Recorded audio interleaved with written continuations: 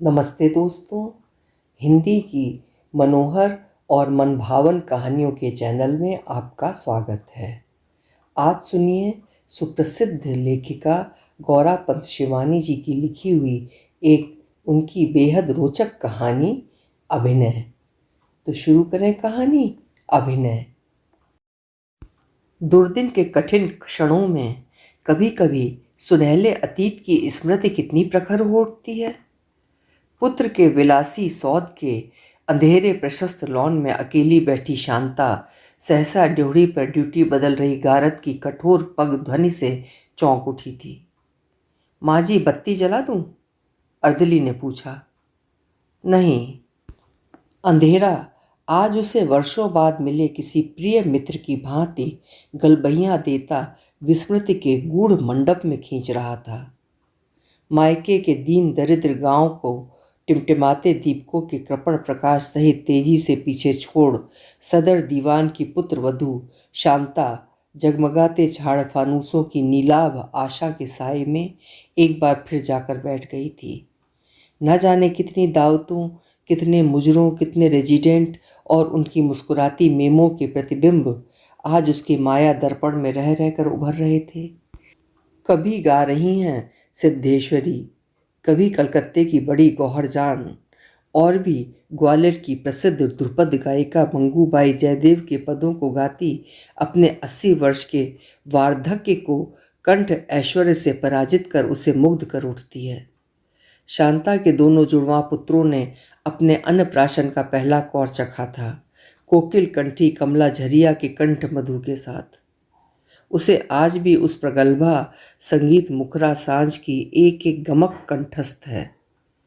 राम लक्ष्मण से दोनों बेटों को गोद में लिए शांता चिक के पीछे बैठी चांदी की कटोरी में खीर चटा रही थी।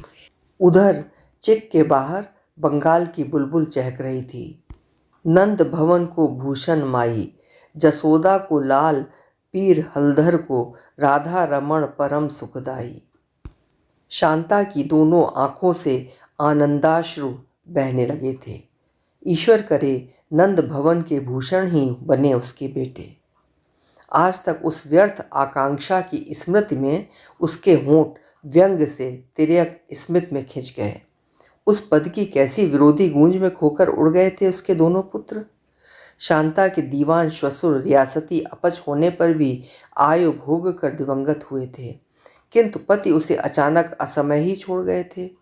सास की मृत्यु बहुत पहले हो चुकी थी। उदार राजा साहब ने विधवा शांता को सदर हवेली में रहने की सुविधा ही नहीं दी। उसके दोनों पुत्रों को अपने ही पौत्रों के साथ पढ़ने डेली कॉलेज भेज दिया। अपनी मृत्यु से पूर्व वो दोनों को अपने पैरों पर खड़ा देख कर गए थे। बड़े पुत्र की डॉक्टर बनते ही पहली नियुक्ति मद्रास में हुई तो शांता भी हवेली की ममता छोड़ वहीं चली गई। 40 वर्ष के सुदीर्घ दक्षिण प्रवास ने शांता को एकदम ही दक्षिणी बना दिया था, किंतु पहाड़ी मन की संस्कारी गांठ अब भी उसी कठिन पाश में बंधी थी।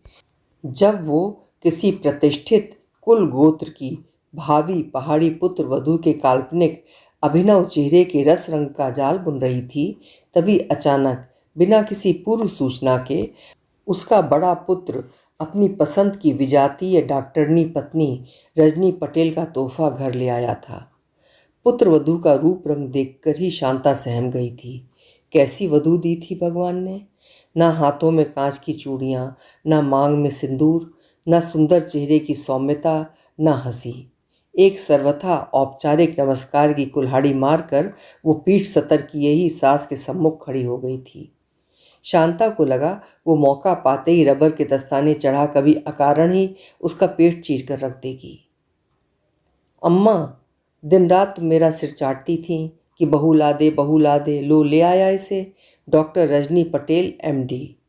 अब बीमार भी पड़ोगी तो अस्पताल नहीं भागना होगा तुम्हें। यह डॉक्टरनी बहू दिन रात तुम्हारी सेवा करेगी। फिर हंसकर बड़े लाड़ से कंधा पकड़ उसने प्रस्तर मूर्ति सी रखी रजनी को माँ के सामने खड़ा कर दिया था। कैसी सेवा की थी डॉक्टरनी ने। तीसरे ही महीने तो कुलच्छनी उसके लंबे चौड़े कार्तिकेय से बेटे को निगल गई थी। पानी भी तो नहीं मांग पाया था भागा।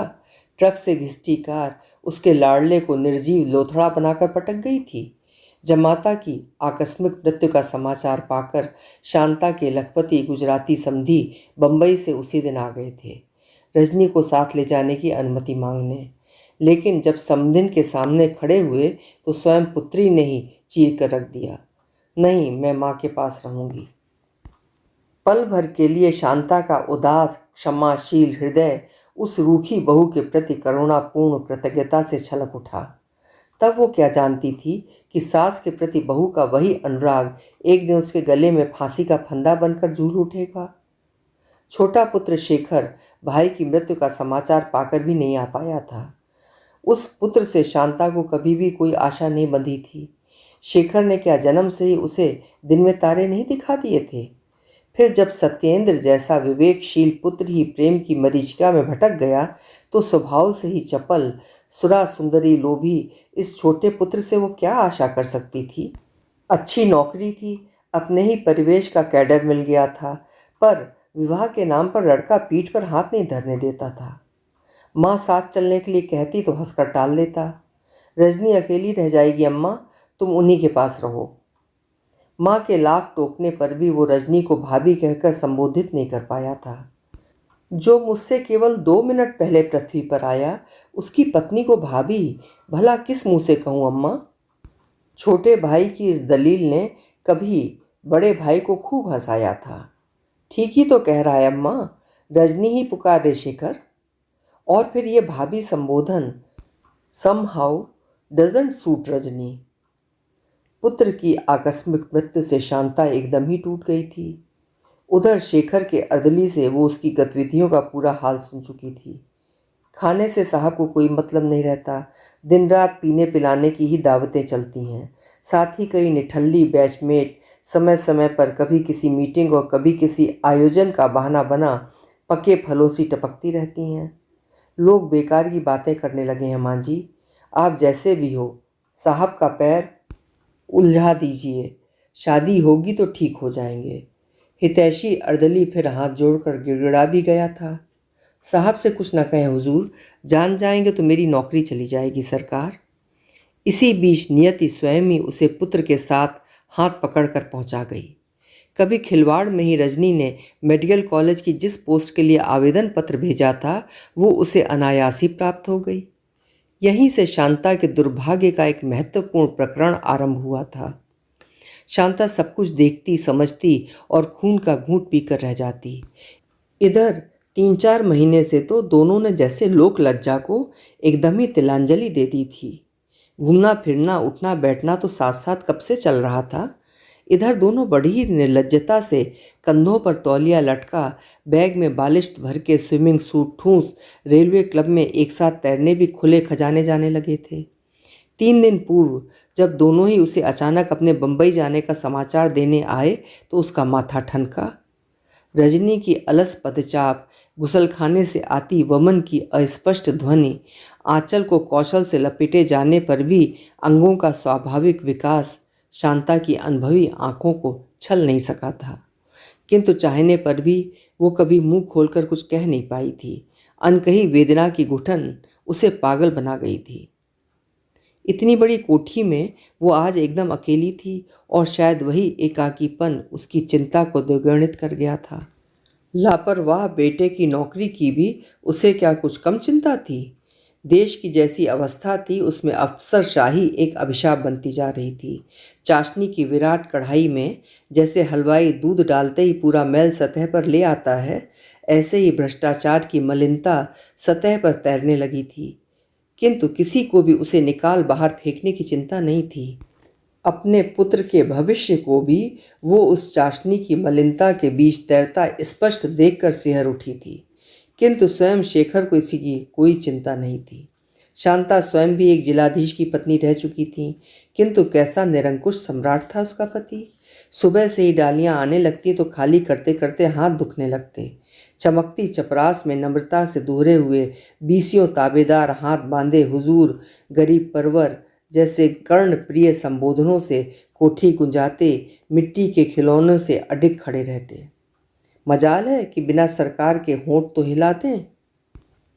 कहीं जलसा होता तो हाथों ही हाथों में उछलती वो न जाने कब किसी आलमगीर शामियाने की केंद्र बिंदु बनी इनाम बांटने लगती।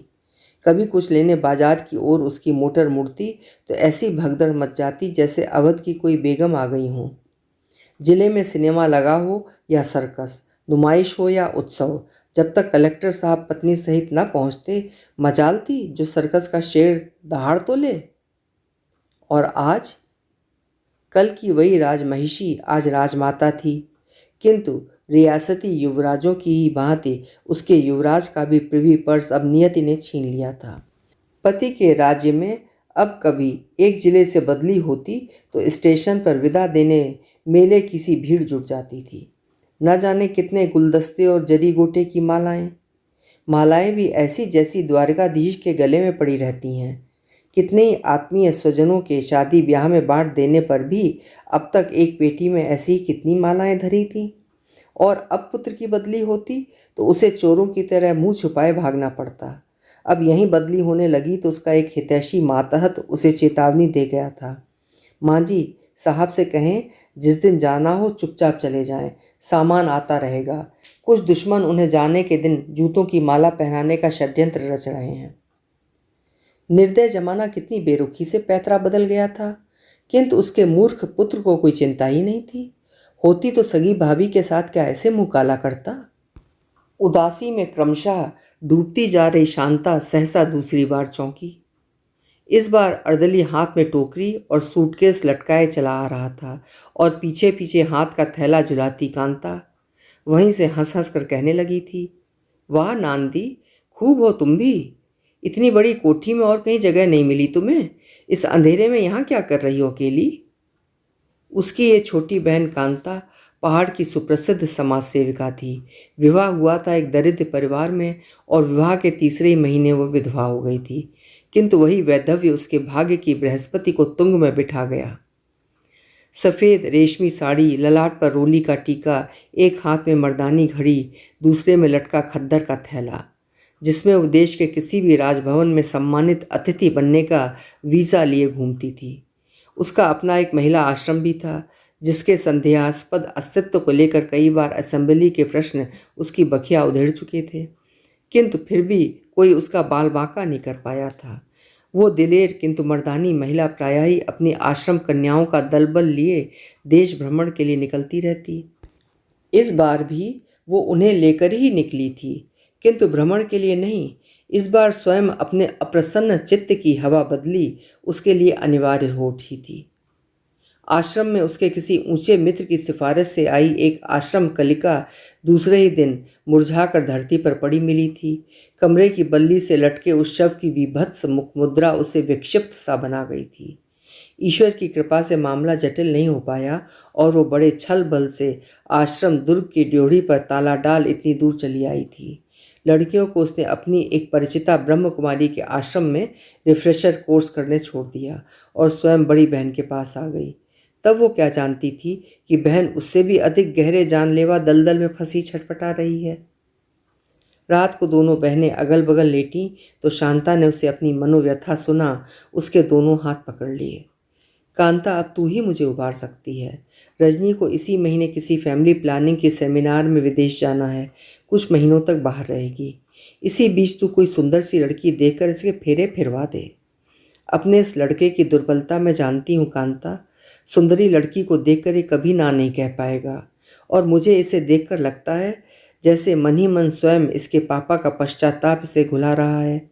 ये खुद ही उस नागिन के पंजे से छूटकर भागना चाह रहा है।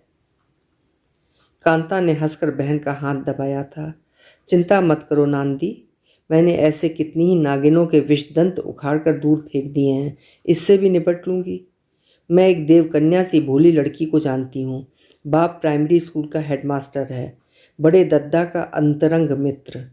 2 साल हुए लड़की की माँ मर गई है, इसी साल प्राइवेट हाई स्कूल की परीक्षा दे रही है। मेरे ही आश्रम में कुछ दिन रहेगी। तुम छुटके को भेज दो, बाकी काम मेरा। छुटके को फिर भेजना ही पड़ा। रजनी गई और नियति उसे स्वयं ही एक मीटिंग का उत्कोच देने नैनीताल खींच ले गई। मौसी का आश्रम शहर से 7-8 मील की दूरी पर था। उस पर दुर्गम पथ पर बस तो दूर जीप भी नहीं जा सकती थी। इसी से वो शायद वहाँ जाने से कतरा रहा था। पर एक दिन स्वयं मौसी घोड़ा लेकर उसे लेने उपस्थित हो गईं तो उसे जाना ही पड़ा। जानती हूँ छुटके, तेरी ये नौकरी तुझे पूरा भारत दर्शन करा लाई है, पर एक बार हमारे पहाड़ का इंटीरियर भी तो देख ले। यहाँ जो भी आता है सहज में लौटना नहीं चाहता। मौसी स्वयं एक लद्दू घोड़े में आगे आगे दुल्की चाल में झूमती चली जा रही थीं। आश्रम की सुरम में स्थित ने सचमुच ही शेखर को बांध लिया था। एक और काला ढूंगी की टेढ़ी मेढ़ी घूमती नई मोटर रोड किसी बलखाती नदी सी पर्वतों की हरितम्या में खो गई थी। दूसरी ओर क्रमशः तराई के उतार में उतर रही काठ गोदाम की सड़क पर पल पल में दिख दिख कर छिपती मोटरें, विलाट कलेवर की बसें दूर से खिलौनों सी फिसलती चली जाती। आश्रम एक गहरी घाटी में नन्हे गरौंदे सा उभरा धरा था। शायद गहन घाटी की वही गहराई लंबी लंबी शाखाओं के प्रत्येक श्वास प्रश्वास को दुगने वेग से गुंजाकर पूरे वातावरण को एक अनोखी गरिमा से मंडित कर जाती थी। कुछ ही दूरी पर एक अनामा नदी गोल गोल पहाड़ी बहुरूपिया की भांति वेश बदलती जल प्रपात बन जाती थी। जल कणों की फुहार, प्रपात का गर्जन और काफल के वृक्षों का गहन झुरमुट देखने वालों को सहमा कर रख देता था। हमारे आश्रम में बाथरूम की सुविधा तो नहीं छुटके। ले तू तौलिया लेकर सामने नदी पर नहा, मैं तब तक गर्म चाय तैयार रखती हूँ। मौसी ने उसे एक प्रकार से ढकेल ही दिया था। उसे तो आज भी यही लगता है कि मौसी ने किसी कुशल फिल्म डायरेक्टर की भांति अपने मायावी चलचित्र की पूरी सिचुएशन ही उसके लिए पूर्वाभ्यास से संवार कर रख दी थी। वो न जाने कब तक उस हिम शीतल जल विहार में तैरता काल रात्रि से भयावह अपने उस अतीत को भूल बिसर कर रह गया था। जब रजनी के साथ अस्पताल की देहरी पर पैर रखते ही उसका कलेजा बुरी तरह धड़क उठा था, किंतु उस दुस्साहसिनी के चेहरे पर एक शिकन भी नहीं उभरी थी। चुपचाप जाकर वो बिस्तर पर ऐसे लेट गई थी जैसे दांत उखड़वाने आई हो। यंत्र चालित पुतले की भांति उसने स्वयं वो कार्ड भरा था। पति के नाम पर स्वयं अपने नाम को सही करते समय हाथ बुरी तरह कांपने लगे तो धृष्टा युवती डॉक्टरनी मुस्कुराई थी। घबरा क्यों रहे हैं? ऐसे पति क्या अकेले आप हैं? यहाँ तो दिन भर में ऐसे बीसियों पति आते रहते हैं। How do you mean? उसने गुर्राने की चेष्टा भी की थी, किंतु वो डॉक्टरनी क्या दूध पीती बच्ची थी जो इतना भी नहीं समझती? कौन पति भला अपनी स्वस्थ पत्नी के मातृत्व को स्वेच्छा से गला घोंटने इतनी दूर आता है? फिर दवाइयों की दुर्गंध, रजनी के शरीर में लगी ग्लूकोज डिपिंग, असह्य वेदना से क्षण क्षण सफ़ेद पड़ता उसका चेहरा, वो रक्तकुंड और फिर उसके रक्तहीन ललाट पर स्वयं उसके अधरों का क्षणिक स्पर्श। रजनी, रजनी! उस स्पर्श में कितनी कृतज्ञता थी, कितना दुलार। थैंक गॉड शेखर, मुक्ति मिल गई। पर मुझे लगता है अम्मा जी सब समझ गई हैं। कैसे? चौंक कर शेखर के अधर उसके हिम शीतल ललाट से स्वयं ही विलग हो गए थे। जब हम आ रहे थे तो पूछने लगीं, अचानक ये दोनों के एक साथ बंबई जाने का प्रोग्राम कैसे बन गया बहू? मैंने बड़ी ही स्वाभाविकता से हंसकर उन्हें बहकाने की चेष्टा की थी। एक केस है अम्मा जी, और शेखर को भी भाग्य से एक सेमिनार में ठीक इसी समय वहाँ जाना है। इतनी दूर? बंबई में क्या उस केस को और कोई डॉक्टरनी नहीं जुटी? जुटेगी क्यों नहीं, पर उसका पहला बच्चा मेरे ही हाथ का है। ये दूसरा भी पहले की भांति ब्रीच है। अम्मा जी इसी से तो इतना खर्च उठा रही है। मैं जरा भी नहीं झिझकी, पर अम्मा जी तनकर खड़ी हो गई थीं। उनकी व्यंग भरी हंसी मुझे गर्म चिमटे सा ही दाग गई थी। शेखर, वो कहने लगी, समझी, पर मुझे तो लगता है बहू इस केस में खर्चा तुम्हें अपनी गांठ से ही करना होगा। और पट से उन्होंने अपने कमरे के द्वार बंद कर लिए थे। बड़ी देर तक उनकी सिसकियों की आवाज़ में सुनती रही थी। हमारी ही मूर्खता थी। डॉक्टर हूँ, फिर भी 15 हफ्ते तक ये सिरदर्द व्यर्थ मोल लेती रही। बंबई से लौटते ही रजनी फिर 3 महीने के लिए विदेश चली गई थी। जाने से पूर्व वो सास से मिलने आई तो शांता ने बड़ी उदासीनता से मुंह फेर लिया था। बड़ी सी कोठी में फिर माँ बेटे की बोलचाल हाँ ना तक ही सीमित रह गई थी। इसी से उस घुटन भरे वातावरण के पश्चात प्रकृति की गोद में किलकता मौसी का वो आश्रम शिशु उसे अपनी निर्दोष चावनी से मुग्ध कर पाया था। वो शायद बड़ी देर तक तैरता रहता, सहसा भ्रमरावली के से ही गुंजन से चौंक कर उसके कान खड़े हो गए। अब वही गुंजन खिलखिलाहट में बदलता और प्रखर हो उठा था। नदी की जलराशि कमर से कुछ ऊपर तक ही आती थी। इसी से वो एक पुष्ट चिकने पत्थर का सहारा लेकर खड़ा हो गया। पास ही पेड़ों के झुरमुट के नीचे की आश्रम कन्याएं दल बांधकर उसे ही देख देख कर हंस रही थीं। इस अरण्य में इस आकस्मिक रस वृष्टि के लिए उसका रसिक चित्त प्रस्तुत नहीं था। वो बड़ी धृष्टता से जल काटता किसी तारपीडों के वेग से उसी ओर बढ़ा और बाप रे कहती सबकी सब तेजी से भाग गईं। केवल वही बैठी रह गई जिसे संभवतः या तो स्वयं कंदर्प अपना धनुष थमाकर बैठ गया था या शेखर की व्यवहार कुशला मौसी। वो एक बड़े से लकड़ी के कुंडे में सोने से दमकते बड़े बड़े पहाड़ी नींबू छील कर रखती जा रही थी। न उसे एकाएक सहम कर भाग गई साथिनों की चिंता थी, न उस जल देवता की जो अर्धनग्नावस्था में क्रमशः उसकी ओर बढ़ता चला आ रहा था। एक बार आंखें उठाकर उसने शेखर को देखा अवश्य, किंतु न उस दृष्टि में कोई कौतूहल था न जिज्ञासा।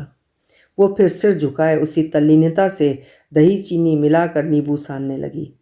निकट आते ही भुनी भांग के बीजों की विस्मृत सुगंध से शेखर के नथुने फड़कने लगे। बचपन में ननिहाल में खाए गए कुमाऊं के उस सने नींबू के अपूर्व स्वाद का चटकारा लेने उसकी जिह्वा मचल उठी, किंतु साथ ही साथ नारी सौंदर्य के उस जन्मजात जौहरी का अविवेकी चित्त एक दूसरे स्वाद का चटकारा लेने भी मचलने लगा था। कुछ उस किशोरी के बैठने की भंगिमा, कुछ तीखे नैन नक्श से होड़ सी लेती उसके 100% कुमाऊनी गौरवर्ण, और कुछ उसकी उदासीनता उसके चारों ओर पवित्रता का एक अदृश्य घेरा सा खींच गई थी। बाप रे बाप, इतना सारा दही नींबू क्या अकेले ही खाओगी?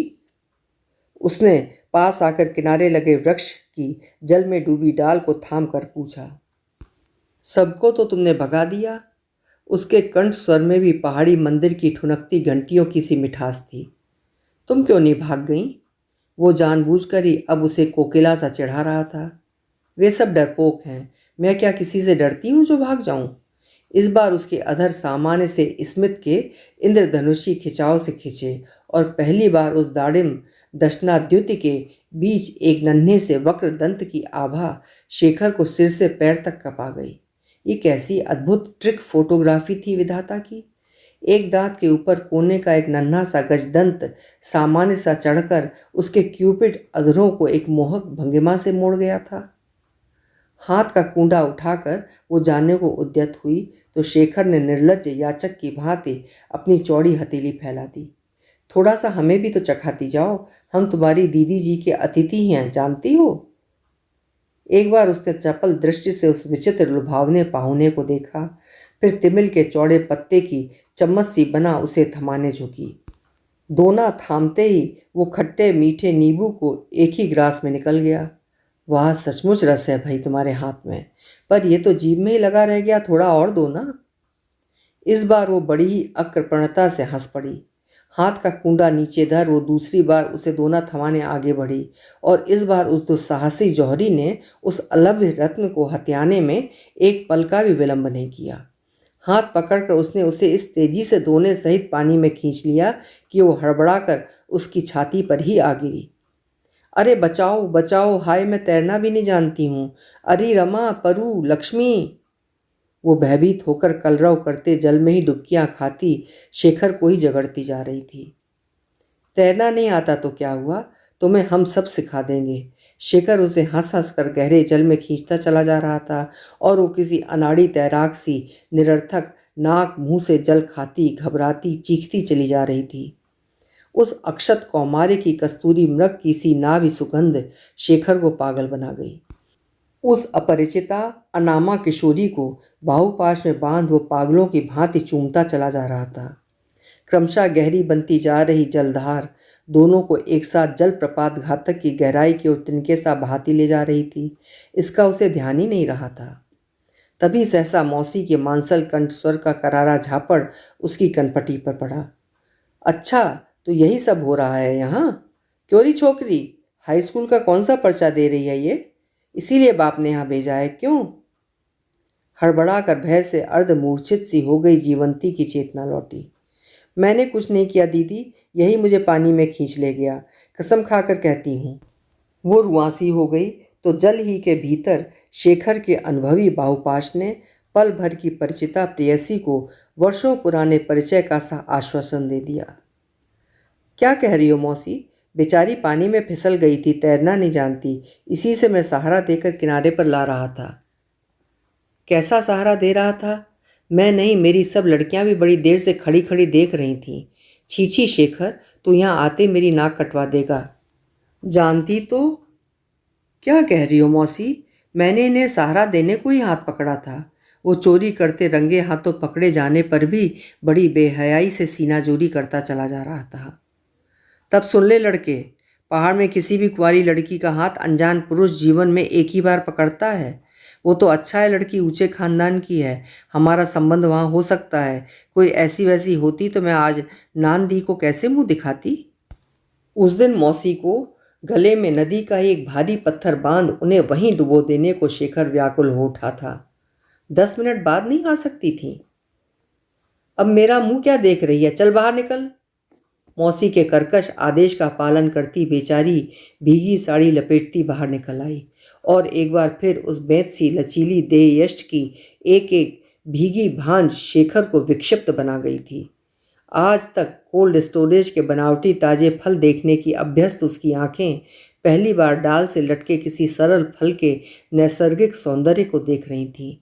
न जाने कब की तृषा से व्याकुल पथिक शीतल जल से लबालब भरे पात्र को अधरों से लगाने ही जा रहा था कि मौसी ने उसके हाथ से पात्र छीन लिया। ठीक है, वो भी एक न एक दिन उस पात्र को फिर से होंठों से लगाकर ही रहेगा। भाड़ में जाए रजनी, इधर उसके नखरे भी तो बढ़ गए थे। अम्मा अलग मुंह फुलाए बैठी थीं। मौसी तो कह ही गई थी कि लड़की का कुल गोत्र हमारे ही तबके का है।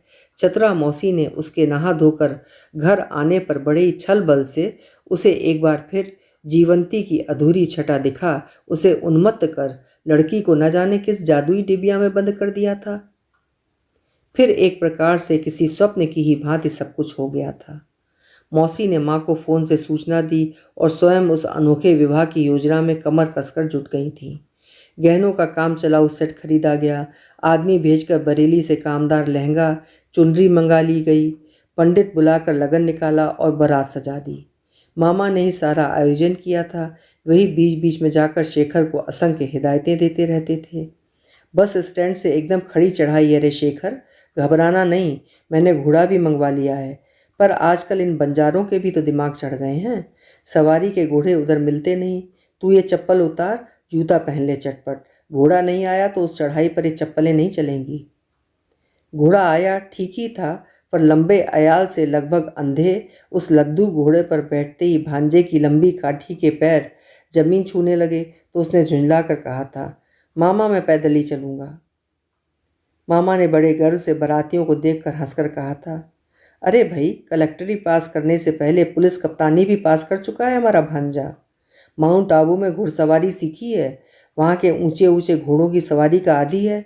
ठीक भी तो है, इस चावल गुड़ तंबाकू लादने वाले लद्दू की सवारी करे भी तो कैसे। ओफ, कैसी विकट चढ़ाई थी। उस पर निरभ्र आकाश सहसा भयावह काले मेघ खंडों से घिर गया था। ऊंचे ऊंचे पहाड़ों को दहलाती मेघ गर्जना बीहड़ घाटियों में गरज गूंज कर कलेजा दहला रही थी। दीर्घांगी देवदारों की प्रलंब शाखाएं तेज हवा में झूम झूम कर सीटियां सी बजाने लगी थीं और देखते ही देखते मूसलाधार वृष्टि ने बारात की प्रगति का पथ सहसा अवरुद्ध कर दिया था। लगन तो 8 ही बजे का है रे अम्बी, ऐसे कदम कदम पर सुस्ताने से काम नहीं चलेगा। एक बुजुर्ग ने मामा का हाथ पकड़कर उठा दिया था।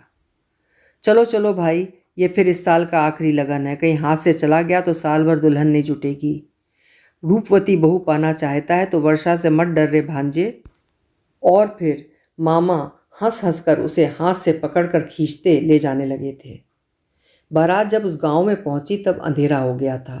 मामा ने साथ चल रहे तुतुरी रणसिंगी वादक को डांट कर कहा था, अरे कैसी मनहूस चुप्पी साधे चल रहा है रे हरनाथ, लगा दे कि ऊर्ध्वमुखी फूंक।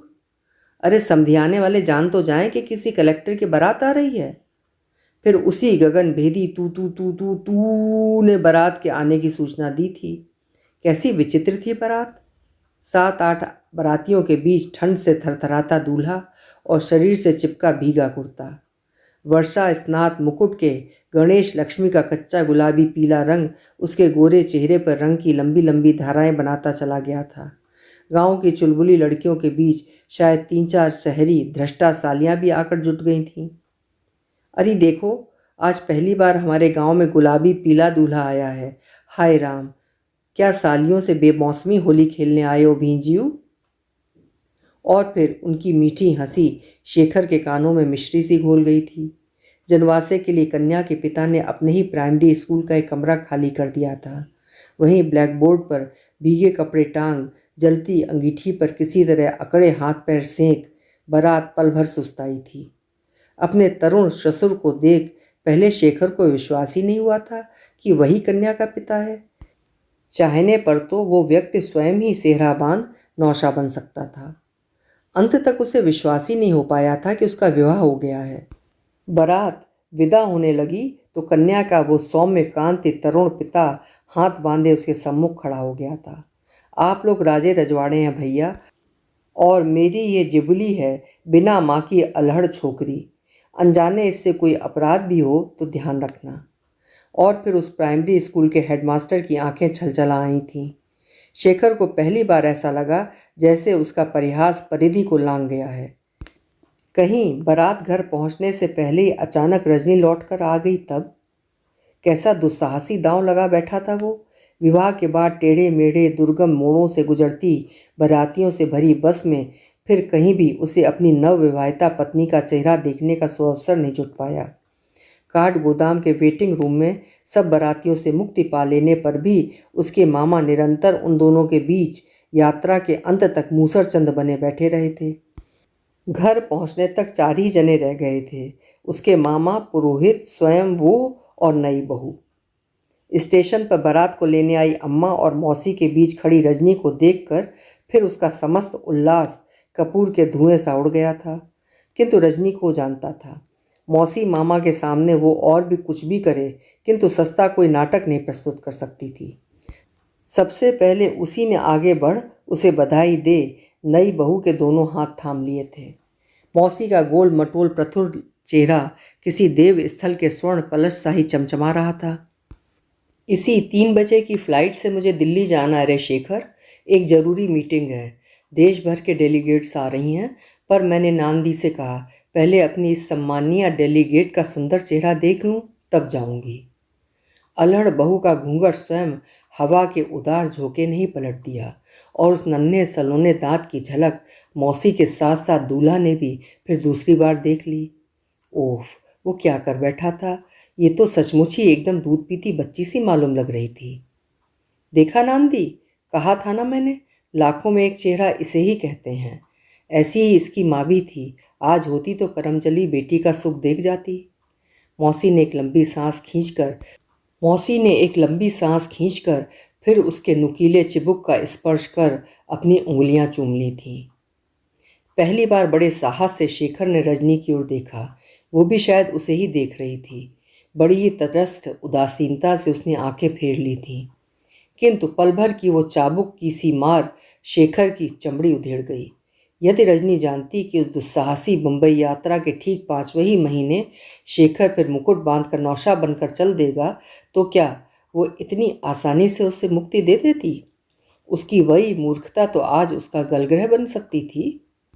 बहुत संभव था कि वो नौशा और पिता एक ही दिन बन जाता। अपने कुकृत्य की स्मृति से वो स्वयं ही सिहर उठाता, किंतु रजनी के स्निग्ध चेहरे पर एक भी शिकन नहीं उभरी। शेखर, जीवंती, मामा, पुरोहित पीछे बैठे थे और रजनी के पार्श्व में अम्मा बैठ गई थीं। बिना कुछ कहे ही रजनी ने कार स्टार्ट कर दी तो गाड़ी की अस्वाभाविक रूप से तेज रफ्तार देख अम्मा जी नहीं, स्वयं शेखर भी सहम गया। कहीं यहीं प्रतिशोध तो नहीं ले लेगी वो?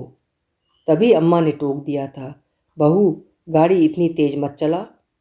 उधर नई बहू का घूंघट जितनी ही बार हवा में उड़ उड़ कर कंधों पर गिर रहा था, उतनी ही बार उसकी भयभीत मृगी सी विस्फारित दृष्टि देख शेखर की अंतरात्मा उसे उतने ही कोड़े मार रही थी।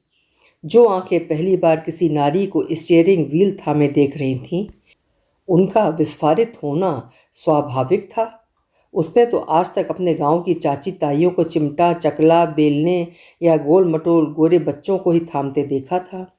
उस पर कितनी चौड़ी चौड़ी सड़कें, सड़कों पर भागती मोटरें, बसें, कोलाहल, बाप रे बाप। घूंघट की सुध ही भला उसे कैसे रह सकती थी। नए परिवेश को वो आंखों ही आंखों में पीती जा रही थी कि सुअवसर देख दूल्हा ने अपने हाथ के पास सहसा आटिकी नरम कोहनी को गुदगुदा दिया। चौंक कर उसने नवीन सहचर को देखा। कुछ दिनों पूर्व के जल विहार की सरल स्मृति गहरी लालिमा बन उन सुचिक्कन कपोलों पर बिसर गई। हड़बड़ा कर उसने गोद में गिर गई गुण नारी चूनर घूंघट बनाकर फिर चेहरे पर खींच ली। कैसी विचित्र विडंबना थी। दोनों के जीवन के संक्षिप्त हनीमून का यही आरंभ और यही अंत था।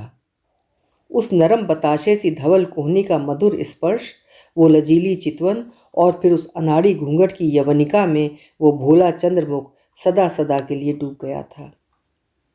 घर पहुंचते ही पुरोहित ने चटपट द्वार पूजा निपटा दी। अम्मा ने अपने हाथों से उसे अपनी सतड़ी पहनाई, पहाड़ी प्रथानुसार भंडार दिखाया और हाथ मुंह धुला उसे अपने ही कमरे में सुला दिया था। थक गई है बेचारी। पंडित जी, तुम कथा भी निपटा दो, फिर यहाँ पंडित भी सहज में नहीं जुटते। कुल की प्रथानुसार सत्यनारायण के प्रति कृतज्ञता निवेदन के आयोजन से शेखर बड़े छल बल से ही निकलकर भाग आया था। अम्मा, मेरा एक मित्र बहुत बीमार है, उसे अभी देख कर आता हूँ। जानबूझकर ही वो फिर रात भर नहीं लौटा था। उसे पता था कि सुबह ही मामा और पुरोहित चले जाएंगे, उनके सामने कुछ अप्रीतिकर घटना न घटे, यही सोच वो बड़ी दूरदर्शिता से माँ को चकमा दे आया था। मामा के सामने ही यदि उत्तेजनावश रजनी सब कुछ उगल बैठी तो निश्चय ही उसके सरल मामा अपने मित्र से उनकी पुत्री का दुर्भाग्य प्रकरण नहीं छिपा पाएंगे।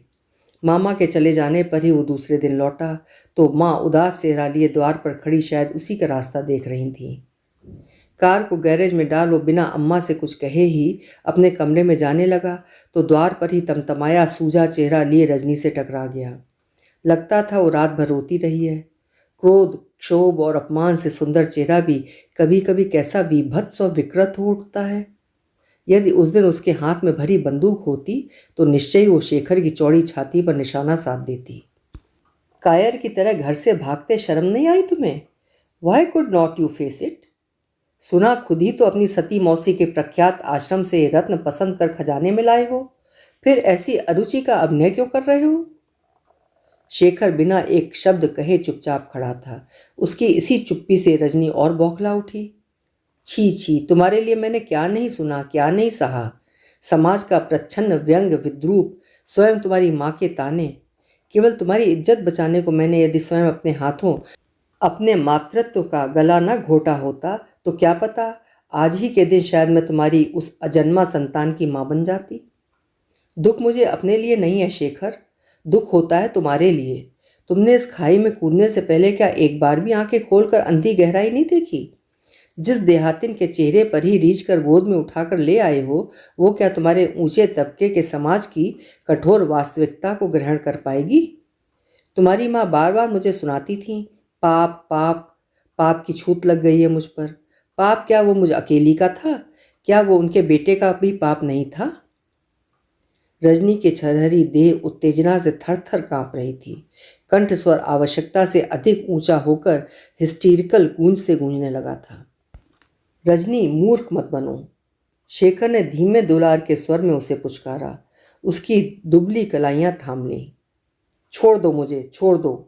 सिसकती वहीं जमीन पर वो निढाल होकर बैठ गई और ढीला जूड़ा पीठ पर बिखर गया। रजनी, रजनी। शेखर उसे उठाने झुका ही था कि कमरे का पर्दा खोल खुले केश पीठ पर लहराती कमरे की वास्तविक अधिकारिणी भयभीत मृगी सी कुलाचे भरती सीढ़ियां उतर गई। शेखर के हाथ पैर पसीज गए। तो क्या वो कमरे में बैठी सुन रही थी? शेखर का हाथ सिसकती रजनी की ही पीठ पर धरा का धरा रह गया और न जाने कब तक धरा रहता यदि अम्मा न आ जाती। माँ का ऐसा विकट अग्निगर्भा रूप शेखर ने जीवन में पहली बार देखा था। छी छी शेखर, इससे तो तुम दोनों मुझे काट कूट कर कहीं बहा आते। एक को तो तू खा ही गई थी बहू, आज दूसरे को भी निकल गई। कोई कसाई भी होता तब भी शायद इस निर्दोष बच्ची का गला चाक करने में झिझकता। उसने तेरा क्या बिगाड़ा था? इस भागे से क्या तू एकांत में नहीं निपट सकती थी? जानबूझकर ही क्या उसे सजा धजा कर इसके कमरे में बिठाई थी? ठीक ही तो है। बलि देने से पहले हमारे पहाड़ में खसी बकरे को खूब खिला पिलाकर रोली चंदन से सजा दिया जाता है। लगता है पहाड़ की ऐसी ही बलि देखकर तू भी खूब सीख पढ़कर आई है बहू। अब एक बार नीचे चलकर भी देखा हो लड़की कैसे तड़प तड़प कर बिलख रही है। कह रही है, अम्मा मुझे बाबूजी के पास अभी भेज दो, मैं यहाँ नहीं रहूँगी।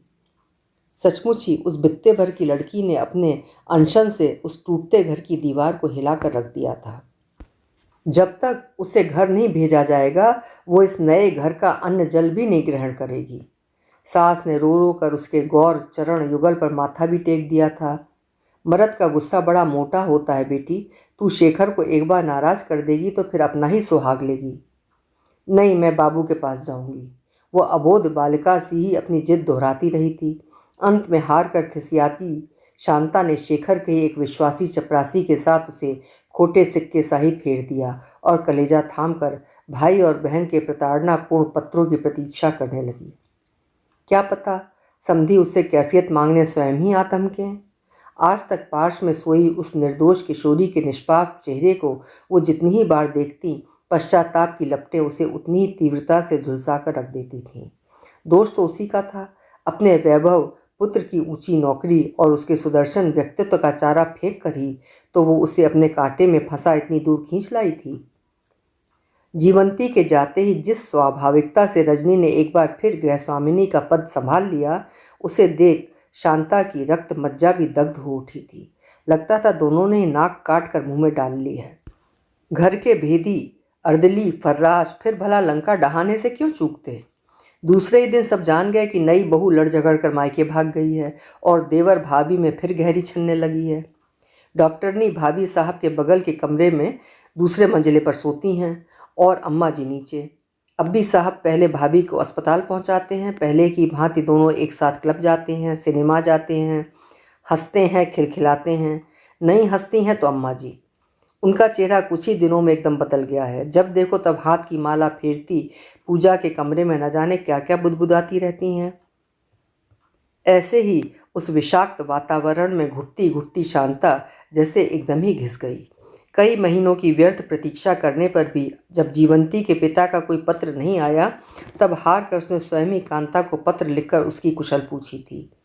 तीर सा ही तीखा उत्तर देने में कांता ने विलंब नहीं किया था। हद है नांदी, तुम बहू की कुशल किस मुंह से पूछ रही हो? मुझे तुमसे ऐसी ही आशा थी। तुम्हारी जगह यदि मैं होती तो क्या उस मूर्ख छोकरी को परसी थाली में ऐसे लात मारकर मायके भागने देती? उस उल्टा डॉक्टरनी को दुलत्ती झाड़ कर नहीं भगा सकी तुम? भगा दिया उस गरीब लड़की को। अब वो कभी नहीं लौटेगी नांदी। वित्तहीन ही आत्मसम्मान के धनी होते हैं बहन। सुना है पुत्री के ही दुख से संतप्त होकर वो दरिद्र ब्राह्मण अपने किसी साले के पास बंबई चला गया है। बंबई? शांता का दिल डूब गया था। ऐसा चांद सा चेहरा लेकर वो बंबई चली गई तो अब लौटकर कभी आ सकती थी? धीरे धीरे एक एक कर कितने ही वसंत आकर चले गए, किंतु जीवंती लौटकर नहीं आई।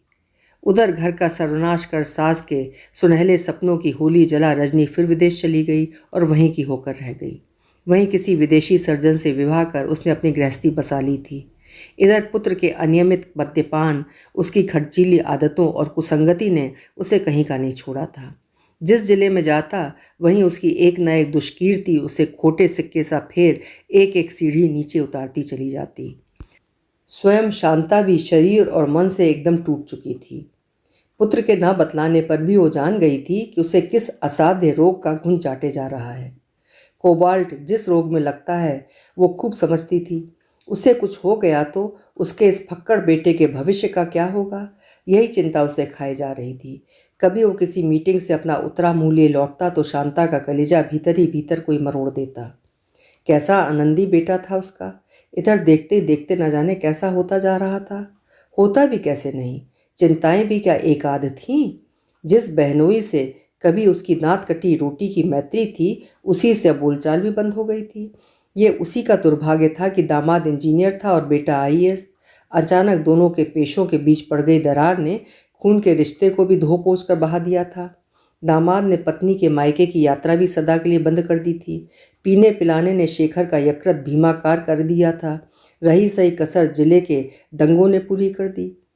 असंख्य अदृश्य पवन सुतों की भांति अपनी सशक्त मूछों में दहकता लूका लपेट कभी कुछ उत्साही तरुण सरकारी इमारतों की सुवर्ण लंका भस्म करके रख देते, कभी हिंसा पर उतारू क्रुद्ध भीड़ मनमानी लूटपाट मचाती, उसी की कोठी के बाहर धरना देने पहुंच आकाश सिर पर उठा लेती। अफसरशाही नहीं चलेगी, नहीं चलेगी। काश वो अपनी उस हीरे सी बहू को कहीं ढूंढ ढांढ कर ये चाबी का गुच्छा सौंप सकती।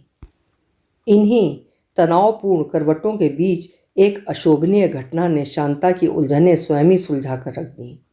शेखर के बहुरंगी जीवन मंच पर खिंची अंतिम यवनिका जितना ही आकस्मिक थी, उतनी बदरंग और विभत्स भी थी। अपने किसी अर्दली की किशोरी नवेली पत्नी को छल बल से अपने बंगले में बुला शेखर ने स्वयं ही अपनी नौकरी की अकाल मृत्यु का वर्ण किया था। जब अविवेकी मदांध शेखर उसे बाहुपाश में बांध भूखे शेर सा उस पर टूट पड़ा था, तभी रोशनदान के पट खोलकर उसके अर्दली के भाड़े के फोटोग्राफर ने कैमरा खटकाने में ब्रिटिश मंत्रिमंडल को अपदस्थ कर देने वाले विदेशी रिपोर्टर की सी दक्षता का प्रदर्शन किया था। तस्वीर धुलकर आई और साथ ही उसकी ऊंची नौकरी का अतीत भी पल भर में धुलकर बह गया। इसी धक्के को शांता नहीं सह सकी। बड़े तड़के ही उठकर वो गंगा नहाने निकली और फिर नहीं लौटी। रेतीले तट पर उसकी साड़ी, चप्पल और चश्मा देखकर समझने वाले समझ गए कि लहरों ने उसे नहीं खींचा, वो स्वयं ही लहरों में खिंच गई है। माँ की आकस्मिक मृत्यु और रहस्य के कलंक की कालिमा से म्लान चेहरा लिए शेखर शहर से दूर एक ऐसे अरण्य स्थित बुतहे बंगले में डेरा डालकर जम गया, जहाँ किसी रहस्यमयी आत्मा की उपस्थिति ने न तब तक मकान मालिक को ही रहने दिया था, न किसी किराएदार को। चारों ओर बियाबान जंगल था और पास ही में झाड़ झंकाड़ के बीच भग्नावस्था में खड़ा था एक किसी विस्मृत सती का चौरा। लोग कहते थे उसी सती की आत्मा उस बंगले में किसी को फटकने भी नहीं देती। इसी से नाम मात्र के किराए पर ही शेखर को बंगला मिल गया था। 2 महीने से वो एकदम अकेला वहाँ रह रहा था, किंतु कभी विचलित एक पत्ते ने उसे शंकित नहीं किया। लगता था बुभुक्षित दुस्साहसी नारी लोलुप उस नए किराएदार की उपस्थिति ने ही इस बार शायद स्वयं सती की आत्मा को सहमा कर दूर खदेड़ दिया था। आसपास की लता गुल्मों की निरर्थक तोरणों को काट छाट उसने दूर से बेली गारस से लगते उस खंडहर बंगले को सचमुच ही दर्शनीय बना दिया था। लगता था लंबी कैद से छूटा कोई कैदी दाढ़ी मूछ काट संवार पुनः सभ्य समाज के घेरे में लौट आया है। तीसरे चौथे दिन यत्न से धुली पुछी कार निकाल वो शहर जाता और ढेर सारी पुस्तकें, पत्रिकाएं, डबल रोटी, हैम, सॉसेज की पूरी बोतलें लाकर अपने तामसी भंडार को भर देता था। अपने इस एकांतवास में अब उसे एक अनूठा आनंद सा आने लगा था, किंतु उस आनंदानुभूति के बीच भी कभी कभी नारी संग की उत्कृष्ट कामना उन्माद का रूप ले लेती। ऐसे क्षणों में मोर्चा लेने वो किसी कबाड़ी की दुकान से कभी खरीदी गई दीमकों की चाटी गरुड़ पुराण की जरा जीर्ण पोथी खोलकर बैठ जाता। कभी कभी उसकी एक एक पंक्ति उसकी शिराओं में ग्लूकोज की सी नली लग जाती। आपत्ति आने पर भी कैसा मनस्ताप। धीर मनुष्य कष्ट पाकर भी दुखी नहीं होते। क्या राहु से पीड़ित चंद्रमा फिर उदय नहीं होता? उसी क्षण उस सिंहव्रती ने अपने एक पुराने परिचित बैरिस्टर की खोज में निकलने का निश्चय ले लिया था। जैसे भी हो, राहु से पीड़ित चंद्रमा की ही भांति उसे फिर से उदय होना ही है। अर्दली की पत्नी को उसने नशे की झोंक में बाहों में बांधा भर था। जिस जघन्य अपराध की कालिमा पोत उसे विभागीय उल्टे गर्दभ पर आरूढ़ करा यह वनवास दिया गया था, उसे वो मिटा कर रहेगा। इस बैरिस्टर की अनुभूत दलीलों के ब्रह्मास्त्र किसी भी मुकदमे में कभी विफल नहीं होते, ये वो सुन चुका था। कितने ही खूनी अपनी विपक्षी बिरादरी को इसी बैरिस्टर की घुट्टी के बूते पटखनियाँ दे मूछों पर ताव देते आज़ाद इधर उधर डोलते थे। सरकारी भ्रष्टाचार के दलदल में अचानक फंस गए सरकारी मुलाजिमों का तो वो एकमात्र मसीहा था। न जाने कितने कानूनी रिट के गंडे तावीज बगलामुखी कवच उसकी जेब में धरे रहते, किंतु वसूली करने में भी वो शौर्य लोकशाही निर्मम था। इसी से 25-30 हजार से कम का आसामी गंडा बंधवाने बाह बढ़ाने का दुस्साहस कभी कर ही नहीं सकता था। शेखर से भी उन्होंने यही कहा, चिंता मत करो, सब ठीक हो जाएगा, पर 30 हजार से एक पैसा कम नहीं लूँगा। ये रियायत भी केवल तुम्हारे लिए है क्योंकि तुम मेरे पुत्र के बैचमेट हो। अपने उस अरण्यवास में लौटकर शेखर गहरी चिंता में डूब गया था। कहाँ से ला सकता था वो इतने रुपए, और कहीं हार गया तब? बहन बहनोई पहले ही मुंह मोड़ चुके थे। जिन मित्रों को कभी कभी उसे आधी रात को धक्का दे अपनी कार में बिठा जबरन उनके घर पहुंचाना पड़ता था, उन्होंने उसकी पदावनत के साथ ही बड़ी बेरुखी से पीठ फेर ली थी। ठीक ही तो था, कस्यति को बल्लभा। उस जैसे सूखे फूल पर क्या कभी भौरे मंडरा सकते हैं? कैसा आश्चर्य था कि जिस कागज के ठोंगे में वो लंबा मार्ग काटने के लिए मूंगफली खरीद कर लाया था, वही उसकी विकट समस्या का समाधान कर गया। पहले वो चौंका, फिर कार रोककर उसने त्रिकोणीय कागज की भांजें ठीक की और फटी फटी आंखों से उसे देखता ही रह गया। 5 वर्षों का व्यवधान चीर वो उसके सम्मुख फिर अपनी उसी दिव्य परम हंसी का जाल बिखेरती खड़ी थी। प्रलंब पक्षों के नीचे वो लचीली चितवन, सामान्य से उठे अधरों को उसने अब पेशेवर अंदाज से संवार और भी घातक बना लिया था। एक हाथ से उस चित्रांकित चेहरे को छिपा यदि कोई उसे लावण्य से सुचिक्कन उस तनु को दिखाता तो शायद वो पहचान भी नहीं पाता। जिस मुट्ठी भर की कमर, किशोर के से सपाट वक्षस्थल, लंबे लंबे दुबले हाथ पैर की स्वामिनी के साथ कभी उसने अग्नि की परिक्रमा कर सप्तपदी संपन्न की थी, वो क्या ये हो सकती थी? किंतु चेहरा, इस चेहरे को एक बार देख लेने पर दोबारा पहचानने में तो कोई अंधा पुरुष ही भटक सकता था। असंख्य नारी अधरों का स्पर्श भी आज तक उस निष्पाप क्षणिक मधुर स्पर्श की पावन स्मृति को नहीं मिटा पाया था। सहसा अदम्य कामना से उसके अंग अंग कांप उठे। कैशौर्य की क्षीण नदी की जिस धारा की उसने कभी हृदयहीन अवहेलना की थी, आज वही वर्षा मुखरा नदी संपूर्ण यौवन भार से छलकती अपनी तरंगों से उसे रस प्लावित कर उठी थी। उसने पत्रिका के उस फटे पन्ने को ऐसी ममता से सहलाया जैसे वो विस्मृत प्रेयसी के चित्र पर नहीं, स्वयं उसके अंगों पर ही हाथ फेर रहा हो।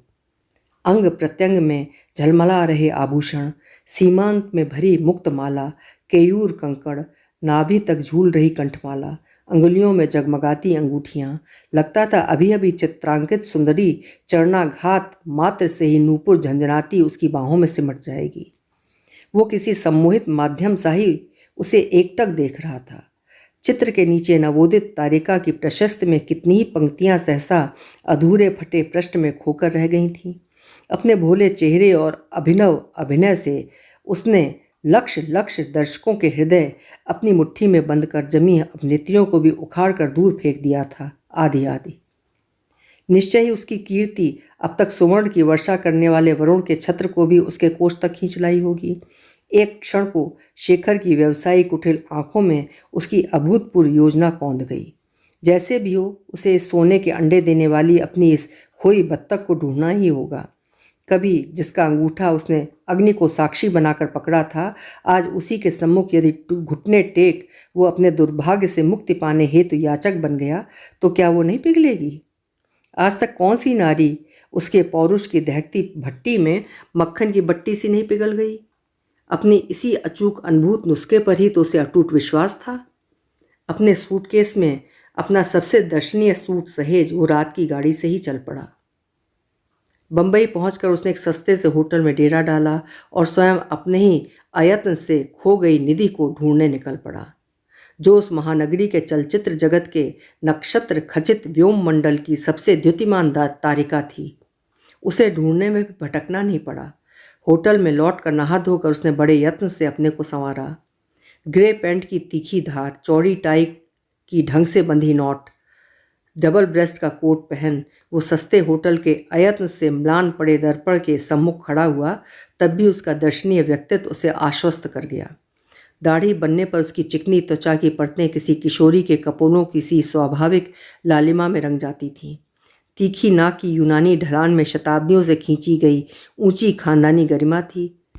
जूतों की चमक, सवरे नाखूनों की सज्जा और सर्वोपरि वाणी की मिठास उस छलना में व्यक्तित्व को बराबर अपनी नम्रता के आवरण में ढांप ढांप कर साथ साथ चलती थी। उसे देखकर कौन कह सकता था कि ऐसा सुदर्शन देवाकृत सुपुरुष कभी कभी अपने अरण्यवास में स्वयं अपने ही कुकृत्यों से प्रकंपित होकर सारी सारी रात बिना पलक झपकाए ही काट देता है। जब वो उसके द्वार पर पहुंचा तब चेहरे पर थी बड़ी ही स्वाभाविक तुष्ट मुस्कान, और साथ में था सोने का वो सिगरेट केस जिसे कभी रानी साहिबा ने अपने सरदार दीवान को उपहार स्वरूप में भेंट किया था। किंतु द्वार पर खड़े मुछंदर गोरखा दरबान ने उसके प्रभावशाली व्यक्तित्व को देखा अनदेखा कर दिया। ऐसे मोम के पुतले तो यहाँ नित्य टके के 20 बिकने आते रहते थे। क्यों जी, उर्वशी देवी इसी फ्लैट में रहती हैं? उसने हाथ के सिगरेट को बड़ी अदा से सोने के सिगरेट केस पर ठकठका कर पूछा। जी, रूखा उत्तर देकर गोरखा फिर उसी अडिग मूर्ति की मुद्रा में तन गया। हमें उनसे मिलना है। इस बार उन मंगोल आंखों से विद्रूप की असंख्य किरण सी छूट गईं। मोटे होंठ व्यंग में बुदबुदाए। उनसे अभी कोई नहीं मिल सकता, शूटिंग चल रहा है। देखो दरबान, मुझे उनसे अभी मिलना है। सुना है आज ही शाम वो फिर हवाई जहाज़ से किसी दूसरी शूटिंग के लिए कश्मीर जा रही हैं। जी ठीक सुना है आपने। इस वक्त किसी को जाने का ऑर्डर नहीं है। जिन साहब लोगों का पास था वो सब गया। आपके पास है क्या? नहीं, पर लो ये कार्ड उन्हें दे दो, वो खुद भुलवा भेजेंगी। बड़े ही आत्मविश्वास से व्यवहार कुशल शेखर ने अपने कार्ड के साथ साथ एक 100 का नोट भी गोरखे को थमा दिया। आप बैठिए। चपला लक्ष्मी का कटाक्ष काम कर ही गया। वो कार्ड लेकर भीतर गया और बड़ी ही नम्रता से दोहरा होता हुआ बोला, आए साहब, भीतर बुलाया है। असंख्य जगमगाती बत्तियों के प्रकाश के बीच एक बड़ी सी सर्चलाइट के नीचे उसके अंधकार में जीवन का तेजपुंज हंसता खड़ा था। एक और बिछी थी फूलों में सजी विवाह सेज। शायद किसी सुहाग रात की शूटिंग चल रही थी। दुल्हन के वेश में दोनों गोरे हाथों में मेहंदी, कलाइयों के चूड़े और गरबदी भुजाओं में 9 नगें चमकाती उसकी प्राण प्रिया मुस्कुराती उसे आश्चर्य से देख रही थी। और कोई होता तो शायद चेहरे पर हवाइयाँ उड़ने लगती, किंतु उस मृगेंद्र के चेहरे पर एक शिकन भी नहीं उभरी। वो तो जैसे अपने जिले के मंच पर खड़ा पुलिस टुकड़ी की सलामी लेता फिर वही ठसकेदार जिलाधीश बन गया था। कंधों में स्वयं की एकेडमी की शिक्षा का तनाव आ गया। छाती कबूतर के सोने सी तन गई और उन्हीं नपे तुले कदमों में लंबी डगे भरता वो मुस्कुराता आगे बढ़ा। ओफ, कितनी लुभावनी बन गई थी वो वन कन्या। बड़े कौशल से अनावृत किए गए शरीर की एक एक लुभावनी रेखा पद पद पर उसके स्मर हुताशन दग्ध चित्त को उन्मत्त बना रही थी। वर्षों की दबित अतृप्त वासना शरबिद्ध घायल सिंगनी सी दहाड़ उठी। उस भीड़ के बीच उसे बाहुपाश में कुचल देने की उसकी भुजाएं भड़क उठीं। लोग उसे आश्चर्य से देख रहे थे। कौन हो सकता था ये? कोई नया अभिनेता या इस रहस्यमयी स्वप्न सुंदरी का कोई चिर पुरातन प्रेमी? आज तक लाख सिर पटकने पर भी उस अज्ञात अभिनेत्री के अतीत के भारी पर्दों को कोई तनिक भी उठाकर भीतर नहीं झांक पाया था। कहिए कैसे आना हुआ? उसी ने अपने दिव्य स्मित का अभयदान देकर पहले प्रश्न पूछा। जिस नन्हे वक्र दंत को देखकर वो माया रूपिणी पूर्व प्रेमिका रजनी पटेल की अग्निगर्भा दृष्टि को भी कभी भूल कर रह गया था, उसी की क्षणिक झलक एक बार फिर उसके हृदय को वर्षों से अचल किसी घड़ी के पेंडुलम सा ही हिला गई। कृपा कर जल्दी ही कहें, मुझे शूटिंग अभी ख़त्म करनी है, उसने कहा। 1 सेकंड, एकांत में आपसे कुछ कहना चाहता था। शेखर ने बड़ी चेष्टा से आंखें उठाईं, पर उस तिलोत्तमा के सलोने चिबुक पर उभरे नकली तिल पर भी उसकी नयन पुतलियां जड़कर रह गईं। एकांत? वो हंसी। एकांत तो हमारे लिए असंभव है, ये शायद आप नहीं जानते, किंतु क्षमा कीजिए, निर्लज होकर कह ही दूं, मेरे एक एक पल का मूल्य इस समय 10,000 है। कहिए ना, संकोच क्यों कर रहे हैं? कुछ विपत्ति में पड़ गए क्या? नारी को भी विधाता ने कैसी सूक्ष्म दृष्टि दी है।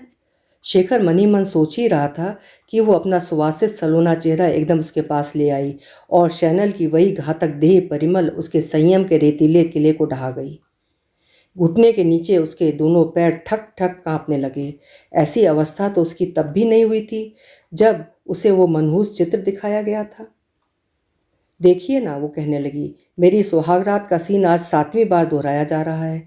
6 बार चौपट हो चुका है। इस बार डायरेक्टर ने दक्षिण के सुप्रसिद्ध ज्योतिषी से मुहूर्त निकलवाया है। 5 मिनट और बचे हैं। क्यों, कहिए ना, क्या मैं कुछ सहायता कर सकती हूँ? शेखर ने सिर हिलाया और वर्षों बाद अकृत्रिम ग्लानि से उसकी पापी आंखें छलछला उठीं। उसके पौरुष की आज एक कैसी नंगी पराजय थी। साबिर, मेरी चेकबुक ले आओ। उस कंठ स्वर के आदेश में किसी राजमहिषी की सी गर्मा में गूंज खनक उठी। पल भर में चमकता सूट पहने एक जनखे सा छोकरा चांदी की तश्तरी में उसकी चेकबुक रखकर ले आया। कितना? पेंसिल से अंकित भ्रू विलास ने ही संक्षिप्त प्रश्न पूछा। 30,000। वैसा ही संक्षिप्त उत्तर मिला। बस? वक्र दंत से फिसलती दूधिया हंसी के व्यंग से सनी कटार घप से शेखर के कलेजे में घुस गई। Thank you. उसने उसी तत्परता से चेक लिया जैसे कभी अपने जिले के महिला मंडल का युद्ध के चंदे का चेक लिया करता था। आपकी बड़ी कृपा है, उसने कहा तो उसके दोनों होंठ कांप रहे थे। कैसा मूर्ख था वो। आने से पहले एक आध पैक नीट ब्रांडी की भी घुटक ली होती तो छोकरियों की तरह ऐसे दिल तो नहीं धड़कता। कृपा कैसी? इस बार घातक हंसी की छुरी का फाल मूठ तक विष से बुझी थी। आपने और आपकी भाभी ने कभी मेरा कितना बड़ा उपकार किया था, ये क्या मैं कभी भूल सकती हूँ? वो फिर एक पल भी नहीं रुका, हाथ का चेक लिए तेजी से बाहर निकल गया। चमचों की वाह वाह शिकारी कुत्तों की भांति दूर तक उसका पीछा करती रहीं। वाह वाह, इसे कहते हैं दरियादिली। सुना आपने, कभी इनके और इनकी भाभी ने उर्वशी देवी पर उपकार किया था और आज बिना कुछ पूछे ही 30,000 का चेक लिख दिया। शूटिंग फिर चलने लगी। कटी की किंकड़ी खनकी, फूलों से सजी दुल्हन कोबर में बैठी उस नवीन सहचर की व्यर्थ प्रतीक्षा करने लगी जो नशे में चूर एक नर्तकी के कोठे पर औंधा पड़ा था। सहसा नववधू चौंक कर देखती है, वही नर्तकी शराब के नशे में अपने हाथ का सहारा देकर कार से उतार रही है। स्वयं अपने हाथों से बेले का गजरा नोच अब उसे बिलक बिलक कर रोना था। उस दिन उसका ये हृदय द्रावक क्रंदन शूटिंग देखने आए दर्शकों तक को रुला गया था। चमचे फिर ठनके।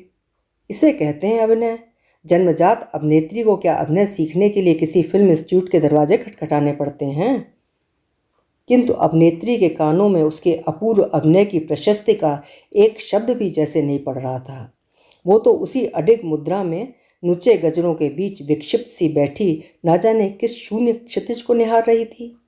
रंजित कपोल अभी भी गीले थे, किंतु नकली लालिमा, नकली पलकों, नकली उत्तुंग उभार की कृत्रिम साज सज्जा के बीच बहती अश्रुधार थी एकदम असली। आज अपने चलचित्र जगत के संक्षिप्त जीवन काल में वो पहली बार अभिनय नहीं कर रही थी।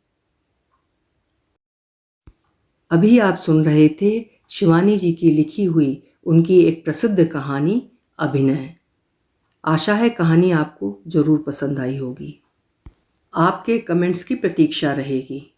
फिर मिलेंगे। आपका समय शुभ हो, मंगलमय हो।